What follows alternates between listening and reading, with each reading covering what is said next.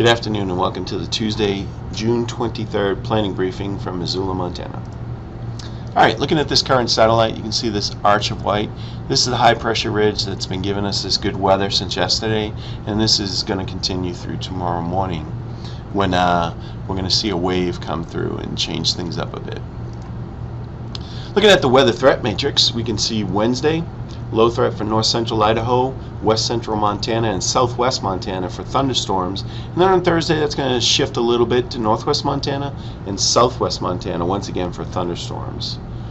The flow is going to change a little bit on Friday and Saturday as that wave pushes away. We're going to get more into a zonal flow, and we're expecting some breezy conditions both Friday and Saturday. So that's why we've put this as a low threat for winds. Now Sunday, even though it's green, this is probably going to be our most active weather day, and we'll talk about that in the next couple slides.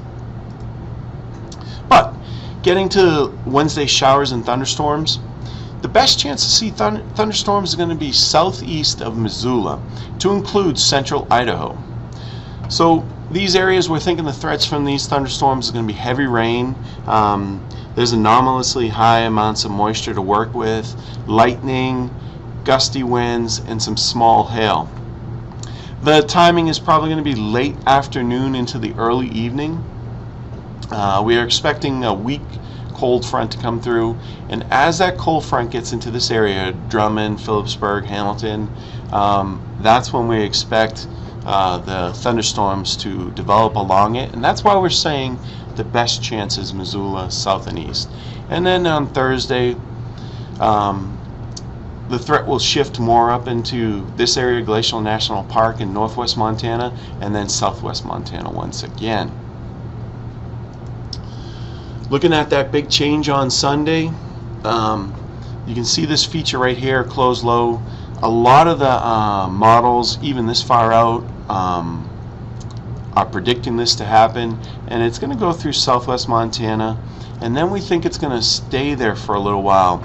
This ridge here, you'll see this on the next slide, is going to be persistent and non-moving, and we think that's going to keep us in a cool, wet trough for some time. So what can we expect? A change to cooler and wetter conditions, widespread precipitation amounts, and this is going to be over 2 days. Widespread precipitation amounts of 1/10 to 1/4 of an inch for most areas, to include valleys. And then the higher locations, the models are hinting at 1/2 to an inch and possibly locally higher amounts. In addition, for people who are going to be out there in the backcountry, snow levels could be coming down to 8,000 feet.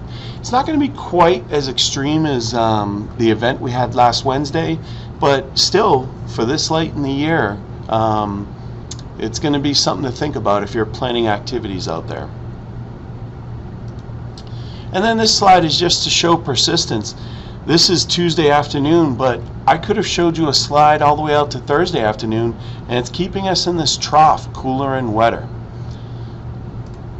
Alright, 6 to 10 day outlook from CPC, or the Climate Prediction Center, excuse me, showing above normal precipitation for our area and below normal temperatures. And this is out through July 2nd. So it's just showing that persistent, cool and wet trough. Alright, well, thank you for coming to our briefing. Our next briefing will be Thursday, June 25th. Have a great day.